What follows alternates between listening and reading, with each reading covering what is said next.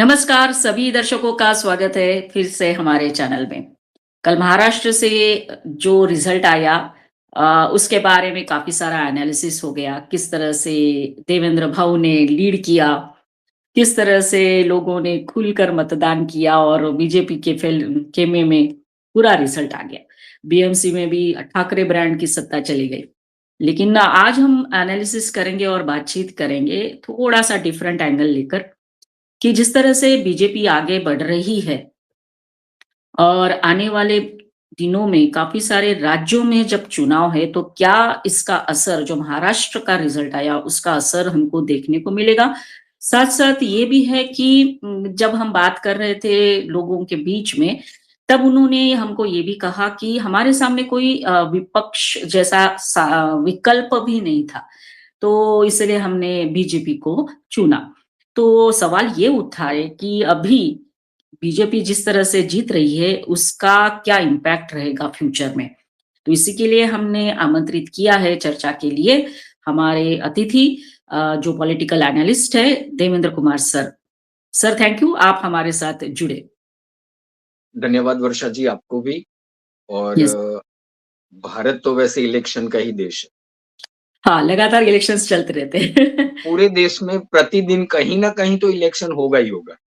Yes sir, yes. मतलब और जहाँ तक आपने जो बताया, तो ये स्वाभाविक है कि महाराष्ट्र में जो देवेंद्र फडणवीस का नेतृत्व जो उभर कर आया और साथ में आप देखेंगी तो अजीत पवार वो चमत्कार नहीं कर पाए हम्म। कि जो उनके चाचा के जो वोट थे वो अपनी तरफ खींच कर ले आते। राइट। लेकिन एकनाथ शिंदे ने ये करके दिखाया राइट।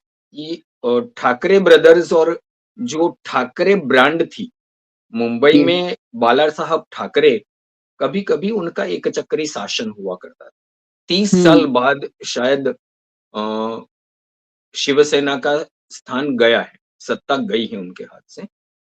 तो ये और भाजपा का तो ऐसे कहे कि ये एक अश्वमेध घोड़ा इनका निकल पड़ा है कि इनको कैसे रोके, कोई तो लवकुश आए जो लगाम पकड़ ले, बोले हम नहीं जाने देंगे। तो ऐसा लग रहा है कि इस अश्वमेध के घोड़े की लगाम पकड़ने के लिए अभी तक ऐसा कोई विपक्ष में ऐसी कोई शक्ति दिख नहीं रही है।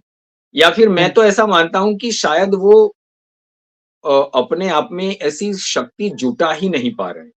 वो स्वयं हम्म। डर गए हैं कि ये मोदी का ऐसा एक सुनामी आएगा, हम सब बह जाएँगे। ये डरते-डरते चुनाव लड़ते हैं ये। और ये महाराष्ट्र निकाय चुनाव में तो ये ख़ैर दिखा ही दिखा है। राइट। सर महाराष्ट्र का चुनाव में सर विधानसभा का भी जो है वो चुनाव या फिर लोकसभा का चुनाव और अभी निकाय चुनाव, ये सारे रिजल्ट्स हमने देखे कि एक तरफा जो जा रहा है बीजेपी के तरफ। तो सर हम अगर इसको एनालाइज करते हैं तो ये दिखता है कि दो मुद्दों के ऊपर जो बीजेपी हमेशा बात करती है, एक तो है हिंदू हित और दूसरा है विकास। तो लोगों को वो लग रहा है या लोगों के मन में सर ये भी सवाल होगा कि अगर हम किसी अपोजिशन को वोट देंगे तो जो हिंदू कम्युनिटी है अ, वो शायद उसके ऊपर खतरा जो है वो मंडराता रहेगा। देखिए पूरा अभी 2014 के बाद जो 2014 और महाराष्ट्र बीएमसी, ये दोनों को अगर आप जोड़ेंगी तो ये बिल्कुल एक जैसा रिज़ल्ट है। हुँ। 2014 में करीब-करीब 30 साल बाद किसी एक पार्टी को बहुमत मिला था, केंद्र में। यस। बीएमसी में 30 साल बाद ठाकरे ब्रांड कोलैप्स हो गई। राइट। वैसे कुछ लोग कल सोशल मीडिया पर कहते थे कि अगर शाप देना हो तो इस समय में किसी का शाप अगर लगता है तो वो कंगना रनौत का है। ये उन्होंने भी। कहा था कि आज मेरा घर टूटा है, कल तेरा घमंड टूटेगा। ये कुछ लोग सोशल मीडिया पर कल ये चल रहा है। करेक्ट। परंतु जो ये बात अलग है। अ, सोशल मीडिया ना होता तो इतनी सारी क्रिएटिविटी जो 140 करोड़ लोगों के बीच में पड़ी है वो बाहर भी नहीं आती। इसका एक सकारात्मक बिंदु ये भी है। परंतु आपने जो बात कही, तो 2014 के बाद और 2014 से जो नैरेटिव खड़ा हुआ, जिस नैरेटिव को भाजपा ने सफलतापूर्वक एस्टैब्लिश कर दिया है अभी। ये 10 हुँ, साल, 11 साल में मैं ये मानूँगा कि भाजपा ने अपने इस नैरेटिव को एकदम से एस्टैब्लिश कर दिया है कि अगर हिंदू भाजपा को वोट नहीं देता है और किसी भी अन्य विपक्ष को देता है, उसमें आप टीएमसी ले लीजिए, एसपी ले लीजिए, आरजेडी ले लीजिए या एनसीपी, कांग्रेस कोई भी ले लीजिए। तो हिंदू का जीना जो है वो खतरे में आ जाएगा और ये विपक्ष की जो पार्टियां हैं वो हिंदू हितों की परवाह नहीं करती हैं। उनके लिए बाकी 80% वोट को उनको तोड़ना है और बाकी के वोटों को जोड़ना है। ये यस। जो नैरेटिव है, ये हालांकि ये केवल नैरेटिव नहीं है। कांग्रेस ने और बाकी विपक्षों ने जहां-जहां में भी सत्ता में आए, रहे, टिके, वहां पर ऐसा किया भी है। इसके हुँ, उदाहरण भी मिलते ही हैं। चाहे आप राइट। अभी ले लीजिए वो तमिलनाडु में जो हुआ, दीपस्थानम का जो पूरा विवाद हुआ, तो उसमें तमिलनाडु सरकार का जो पक्ष था वो बिल्कुल हाईकोर्ट के निर्णय के विरुद्ध गया। हुँ, तो ऐसी जब बातें आती हैं तो स्वाभाविक रूप से एक सामान्य हिंदू हुँ, जो अन्य किसी भी प्रकार से आप उनको मोड़ सकते हो, परंतु जब वो पूजा की बात आती है, अपने उपासना स्थान की बात आती है, तो वो अब अपने आप को असुरक्षित महसूस कर रहा है विपक्षों की ओर से। और ये भाजपा की सबसे बड़ी सफलता मैं मानता राइट। हूँ। विपक्ष 11 वर्ष हो गए केंद्र में, आज विपक्ष इंडी गठबंधन चाहे बना ले। मैं इंडी बोलता हूँ तो कई सारे ऐसे लोग हैं जो विपक्ष के समर्थक हैं, तो उनको समस्या होती है कि इंडी क्यों बोलते हो, इंडिया बोलो। इंडिया नहीं बोल सकते, उसमें जो अंत वाला ए है वही अलायंस वाला है और अलायंस का हिंदीकरण अगर मैं करूँगा तो वो गठबंधन ही होता है। तो हुँ, इंडी गठबंधन ही बोला जाएगा, उसको इंडिया नहीं बोला जाएगा। तो ये इंडी गठबंधन करने के बाद भी जिस प्रकार से विपक्ष ने अब दिल्ली का चुनाव ले लीजिए, हुँ, कांग्रेस दिल्ली और हरियाणा भी ले लीजिए, कांग्रेस और अ, आम आदमी पार्टी साथ में नहीं आई। यस, तो भाजपा का जो है तो आज सामान्य मतदाता भाजपा के बात को मानने लगा है। राइट। नरेंद्र मोदी अब एक बहुत बड़ी ब्रांड बन चुके हैं। वो केवल अब भारत के प्रधानमंत्री नहीं रहे।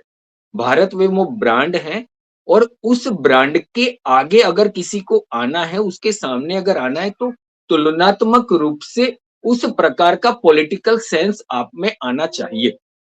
राइट। राहुल गांधी कई बार कुछ सेंसिबल बात कर लेते हैं, लेकिन उसके बाद कुछ ऐसी बात कर देते हैं कि वो पूरा जो कुछ वो हमारे यहाँ पर है कर्णावती में जहाँ पर मैं रहता हूँ अहमदाबाद में, माणिकनाथ संत थे यहाँ पर, जब कर्णावती को अहमदाबाद बनाया जाता, तो किला बनता था, तो वो पूरा दिन बैठ के वो एक चटाई बनाते थे और रात को फिर वो पूरी की पूरी डोर खींच लेते थे तो वो टूट जाती थी।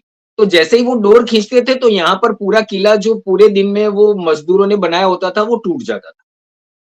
तो राहुल गांधी का ठीक ऐसा हो जाता है। वो अच्छा खासा एक मुद्दा लेकर आते हैं, चलते हैं, फिर अचानक से कुछ ऐसा गुफअप कर देते हैं कि वो पूरा बना बनाया जो किला होता है वो खुद ही तोड़ देते हैं। हुँ, यस। विपक्ष की अगर बात करें, ममता बनर्जी की बात करें, तो देखिए ये 2 नेता ऐसे हैं जो कुछ अभी सेंसिबल दिख रहे हैं। भाजपा के नैरेटिव को अब वो समझने की कोशिश कर रहे हैं। एक है अखिलेश यादव, वो कल जैसे ही बीएमसी और महाराष्ट्र निकाय चुनाव के रिजल्ट आए, वो तुरंत ही जगन्नाथपुरी जाके जगन्नाथ भगवान के दर्शन कर लिए और बोल दिए कि मैं तो इस वर्ष में 3 बार आ गया हूँ। हालाँकि ये अलग बात है कि शायद वो अभी तक भगवान श्री राम मंदिर के दर्शन करने नहीं गए, लेकिन 2027 आते-आते मुझे ऐसा बिल्कुल लग रहा है कि वो जाएँगे, परिवार के साथ जाएँगे। हुँ, ममता बनर्जी को देखिए, उनको लग रहा है कि अब उनकी जो सत्ता है, वो केवल और केवल मुस्लिम अपीज़मेंट के ऊपर टिकने वाली नहीं। हुमायूँ कबीर ने उसमें सेंध लगा दी। तो उन्होंने महाकाल की मूर्ति बनाने का वादा कर दिया, कर उसका वो शिलान्यास भी कर दिया।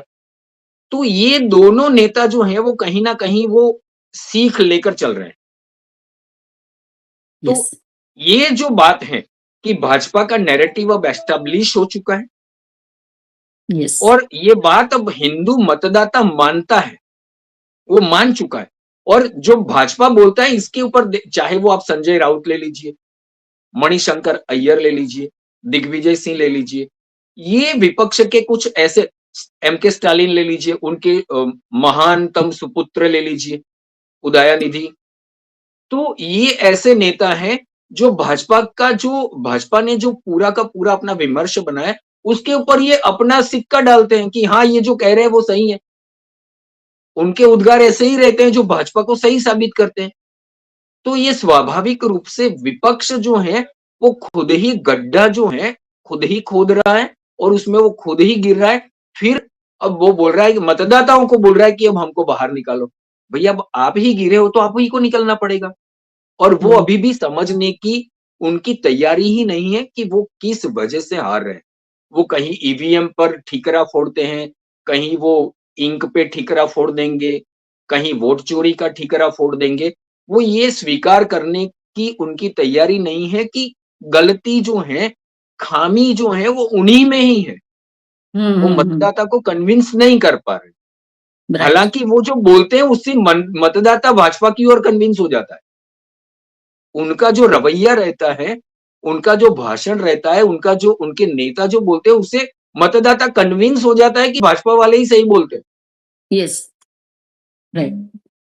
तो सर अभी अगर हम बात करते हैं कि नैरेटिव जो बीजेपी ने खड़ा किया है, तो उस तरह का नैरेटिव 2024 के इलेक्शंस में कांग्रेस ने खड़ा किया था, संविधान खतरे में है और शायद उसका परिणाम भी हुआ।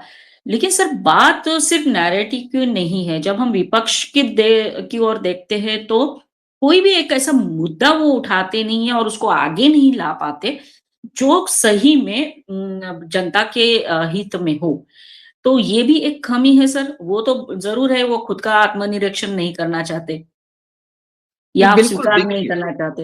हाँ, यस, बिल्कुल, विपक्ष जो है, क्योंकि देखिए एक समय के बाद एक एंटी इनकम्बेंसी बनती है। ये राइट, पॉलिटिकल एनालिस्ट मानते हैं कि कुछ समय होता है तो लोग धीरे-धीरे सत्ता में जो बैठा है उनकी कुछ खामियाँ, उनकी कुछ गलतियाँ वो सामने आने लगती हैं। यस। प्रश्न केवल ये है कि आप विपक्ष में रहकर उसको कैसे मतदाताओं के सामने लेकर जाते हैं। हुँ, अगर आप उस इफेक्टिव मतलब असरकारक रूप से मतदाता के पास लेकर जाते हो तो मतदाता आपको वोट करेगा। सही बात है। परंतु अब जहां तक भाजपा का प्रश्न है, वो बिल्कुल सफलतापूर्वक ये लेकर जा रहे हैं कि आप हिंदू हो, अगर आपने हमको वोट नहीं दिया तो आपका हिंदुत्व, आपका मंदिर ये खतरे में है। सही और बात ये है। और जो विपक्ष है वो उससे अभी भी बाहर नहीं आ रहा है। वो अभी भी, अब सोचिए कि भारत में हिंदू आज भी 79% तो है ही, हुँ, 80%। आप 80% को छोड़कर अगर 20% को लुभाने की कोशिश करोगे, तो अभी सोशल मीडिया की अवेयरनेस और उसके ऊपर मिलते हुए कुछ तथ्य और कुछ नैरेटिव, ये सबके पास जाते हैं। विश्व में सबसे ज्यादा सोशल मीडिया उपयोगकर्ता जो उपभोक्ता वर्ग है वो भारत में है, तो उनके पास ये जाता है, तो ये समझता है भारत अब 1947 वाला भारत तो है नहीं कि 10% या 15% अक्षर ज्ञान था। अब यस, प्रत्येक घर में जितने लोग हैं उतने स्मार्टफोन है उनके पास। वो सर्च करते हैं, वो क्रॉस वेरीफाई करता है। यस, जिनके सहारे ये अपनी नैया पार कराना चाहते हैं, जेनजी। जेनजी क्या है? भारत का जेनजी जो है वो तो उसके पास भी तो मोबाइल है। आप उसको कुछ देते हो तो उसके सामने वो क्रॉस वेरीफाई करता है। आप ऐसी कोई चीज, विपक्ष अब तक ऐसा कोई भी मुद्दा नहीं उठा पाया है जिसके बल पर मतदाता उसको वोट करे। हुँ, जबकि हुँ, भाजपा को आप देखिए, हाँ, ये मैं मानता हूं कि 2024 में जो मुद्दा संविधान खतरे में है वाला ये लेकर आए, चाहे वो एडिटेड वीडियो लेकर आए, मॉर्फ वीडियो लेकर आए, चलाएं, चलें, उसको भाजपा काउंटर नहीं कर पाई। परंतु भाजपा का जहां तक प्रश्न है तो वो अपनी गलतियों से सीख ले लेता है और बराबर। बहुत ही गतिशील है वो अपनी भूल स्वीकार भी लेगा, उसको करेक्ट भी कर लेगा, सही भी कर लेता है। उसके तुरंत बाद देखिए, हुँ, प्रधानमंत्री नरेंद्र मोदी के भाषण देखिए आप, प्रधानमंत्री नरेंद्र मोदी के भाषण में आपको संविधान शब्द एक बार तो कम से कम मिलेगा ही मिलेगा। वो कितनी जल्दी उसको करेक्शन कर लेते हैं। यस। हालाँकि 2024 में मैं एक बात और भी मानता हूँ कि भाजपा का जो कमिटेड वोटर था, वो थोड़ा अति आत्मविश्वास में भी आ गया, कि अब तो हुँ, 400 मिलनी ही मिलनी है, वो राम मंदिर बन गया है तो अब सारे वो कहते हैं ना वो हौज में वो दूध का लोटा डालने वाली, अब मैं नहीं दूँगा तो क्या हो जाएगा, सब तो देने ही वाले हैं। वो भी एक हुँ, बात थी, केवल राइट। नैरेटिव चला, ये संविधान खतरे में वाला नैरेटिव चला, ये बात नहीं है कि ये भी बात। परंतु जहां तक संविधान खतरे में है वाली बात है, भाजपा ने उसको तुरंत ही पकड़ लिया। उन्होंने अपने आप को करेक्ट करना शुरू कर दिया। अब देखिए भाजपा ने पूरे डॉक्टर बाबा साहब अम्बेडकर का जन्मदिन है, तो वो जोर-शोर से मनाते हैं, प्रतिवर्ष मनाते हैं।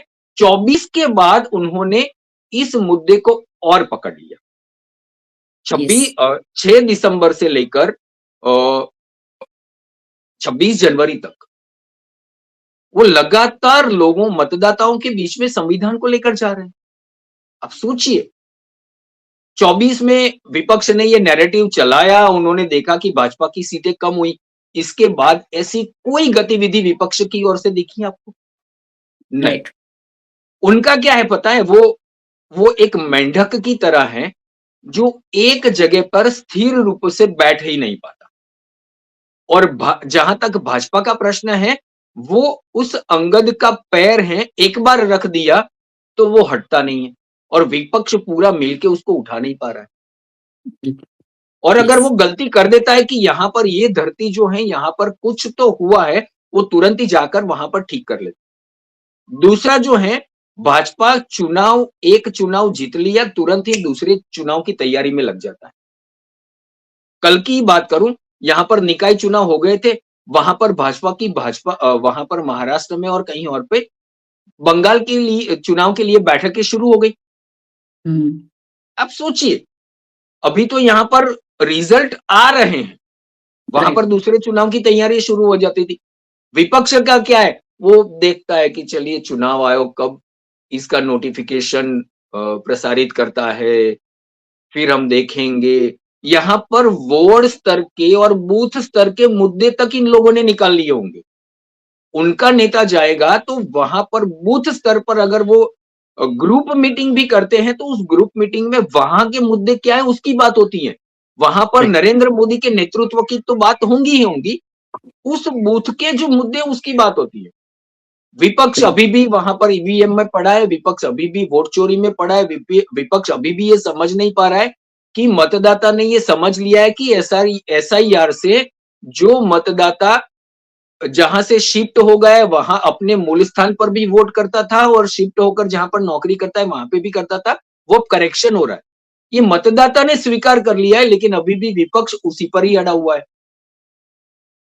यस। तो प्रश्न जहां पर विपक्ष का है वो मतदाताओं से आज भी 13 करीब करीब 12 वर्ष हो चुके हैं, अभी भी मतदाता को समझ नहीं पा रहा है कि मतदाता को अपनी तरफ आकर्षित कैसे करें। बिल्कुल और ये मैं सर। मानता हूं कि विपक्ष को मजबूत होना चाहिए। राइट। मजबूत विपक्ष ये लोकतंत्र का, जैसे वो 4 स्तंभ कहते हैं, चौथा मीडिया है, मैं इसको 5वां ये कहूंगा कि विपक्ष मजबूत होना चाहिए। यस। विपक्ष केवल और केवल देखिए आप नरेंद्र मोदी को टारगेट करके आप सत्ता में नहीं आ सकते। हुँ, आप भाजपा को टारगेट करके नहीं आ सकते। आपको मतदाता को टारगेट करके उसके मुद्दे उठाने पड़ेंगे। ये उनको करना नहीं है, ये केवल इनके टारगेट पे केवल 2 ही चीज़ है, 3। अब तो राहुल गांधी जी और बाकी सब आरएसएस को टारगेट करते हैं। इससे आपको सत्ता नहीं मिलने वाली, ये लिख कर रखिए। सत्ता बिल्कुल। आपको देने वाला जो है वो मतदाता है, वोटर हैं, वोटर के मुद्दे उठाइए। और ये इनको अभी भी समझ में नहीं आ रहा है 11 साल के बाद। और अगर अभी भी नहीं समझे तो 29 में और भी जाएंगे, ये लिख कर रखिए। अब देखिए, हरियाणा में हारे, महाराष्ट्र विधानसभा हारे, बिहार हारे, अब गिन चुनकर झारखंड जीत लिए। दिल्ली में 10 साल की केजरीवाल जी की सत्ता थी, थंपिंग मेजोरिटी लेकर आते थे, वो 70 में से 68 लेकर आते थे, गए, अभी भी नहीं समझ रहे हैं। यस। तो सर जो 2024 का जो इलेक्शन रिजल्ट था और बीजेपी की सीट कम हो गई थी, तब काफ़ी सारे जो राजनीतिक विश्लेषक हैं, उन्होंने कहा कि अब शायद मोदी जी का वो ग्लैमर नहीं रहा, वो अ, अट्रैक्शन नहीं रहा, अब धीरे-धीरे इनकी सत्ता जो है वो नीचे आएगी। लेकिन वहाँ से अगर देखते हैं तो आपने जैसे कहा कि बीजेपी ने लर्न करके अपनी खामियों को शायद दूर करने की कोशिश करते हुए लगातार फिर हमने देखा कि वो जीत रही है। लेकिन वो पॉइंट से अगर देखते हैं विपक्ष को, तो विपक्ष ने कुछ भी नहीं सीखा। उस इलेक्शन रिजल्ट को वो एज़ अ फाउंडेशन नहीं बना पाए, अपनी अपनी सत्ता या फिर अपने आप को सामने लाने के लिए। तो सर ये एक जब हम ये सारी बात कर रहे हैं और इसके बारे में सोच रहे हैं, तो 2014 से पहले जब यूपीए की सरकार थी, कांग्रेस लगातार कितने सालों तक सत्ता में रही, उस दौरान हम भी ऐसा था कि विपक्ष स्ट्रांगली ऐसा सामने नहीं आ पा रहा था। तो देखा कि कितना सारा करप्शन हुआ, एरोगेंस बढ़ा फिर जो भी सत्ता में थे उनके अंदर। तो सर ये नहीं होना चाहिए। अभी भी जैसे हम चित्र सामने देख रहे हैं कि लगातार बीजेपी सामने आ रही है और विपक्ष का नामोनिशान नहीं है। मन में हमारे सर्वसामान्य के ये डाउट आता है कि जो हाँ, तब हुआ था, वो अभी नहीं होना चाहिए। तो फिर सर लोकतंत्र का जो मजबूत स्थिति जो का चित्रण हम करते हैं, वो नहीं होगा ना सर? देखिए, जवाहरलाल नेहरू मतलब स्वाधीनता मिलने के बाद पूरे भारत में अगर किसी पार्टी का छोटा-सा भी कार्यकर्ता था, पूरे भारत में कहीं पर भी, किसी भी गाँव में जाइए तो वो कांग्रेस थी। हुँ, जवाहरलाल नेहरू जीतते आए, इंदिरा गांधी जी जीतती आई। लेकिन देखिए भारत का मतदाता जो है, विपक्ष मजबूत इमरजेंसी के बाद हुआ, हाँ, यस। ठीक है? मतदाताओं ने उनको अपने सर पर बिठाया, हुँ, परंतु फिर क्या आया? सत्ता की लालच आई। उस समय जनसंघ था। जनसंघ ने अपना पूरा का पूरा मतदाता और जितना भी कार्य था वो जनता पार्टी में विलय कर दिया। लेकिन सत्ता की लालच ऐसी थी कि 2.5 साल से ज्यादा ये सरकार चला नहीं पाए। दोबारा से ऐसा ही हुआ जब राजीव गांधी जी आए। इंदिरा जी की हत्या हुई तो एक सहानुभूति का जो पूरा वेव चला उस पर राजीव गांधी ने जो मतदाताओं ने जो उनको सत्ता दी, वो 400 प्लस सीटें थी। लेकिन क्या जी। मिला भारत के लोगों को? बॉफोर्स घोटाला मिला। हुँ, घोटाले काफ़ी हुए। उस समय मुझे याद है कि जो उस समय 84-85 के बाद जो हुआ था, तो राजीव गांधी जी का जो भाषण हुआ करता था, तो लोग टीवी बंद कर दिया करते थे, इतना दिखाया जाता था। उनका 2-3 उनके पैटर्न थे, जो भाषण में बोलते ही थे। एक था हमें देखना है, तो उस समय हुँ, मुझे याद है कि एक कार्टूनिस्ट का ये कार्टून मैंने देखा था, जिसमें वो टीवी बंद करते दिखता है, बोलता है हमें नहीं देखना है। हुँ, यस। ऐसा करके। दूसरा एक उनका पैटर्न था वो एक तकिया कलाम था, हम उनकी नानी याद दिला देंगे। हुँ, लेकिन उसके बाद फिर विपक्ष एकजुट हुआ, 89 में फिर विपक्ष की सरकार आई, फिर से वही बात हुई, सत्ता की लालच, कांग्रेस यस। उनको तोड़ पाई। इन सारी चीज़ों में अगर आप किसी एक कॉमन फैक्टर को देखोगी, तो कॉमन फैक्टर आपको 1996 में मिल जाएगा और वो कॉमन फैक्टर था भाजपा। जनसंघ से वो जनसंघ ने अपने आप को जनता पार्टी में विलय कर दिया। फिर उनको बोला कि दोहरी सदस्यता वाला मुद्दा उठाया गया और 1981 में भाजपा बनी। फिर 89 आते-आते फिर वापिस से वो अपने घोर विरोधियों के साथ मिलकर सरकार बनी। मतलब वामपंथ और भाजपा दोनों साथ थे, वीपी यस। सिंह की सरकार में। 2.5 साल में कांग्रेस की उतनी कैपेबल थी कि कांग्रेस ने उन सरकार को भी गिराया। सारी बराबर। सरकारें गिरी। उसमें से जो भाजपा ने सीखा, उस सीख को मतलब ये जो लर्निंग पॉइंट है ना भाजपा में, वो कंटिन्यूअस है। जनसंघ के दौर से आप देखिए, वो सीखते आए, सीखते आए, सीखते आए, सीखते आए।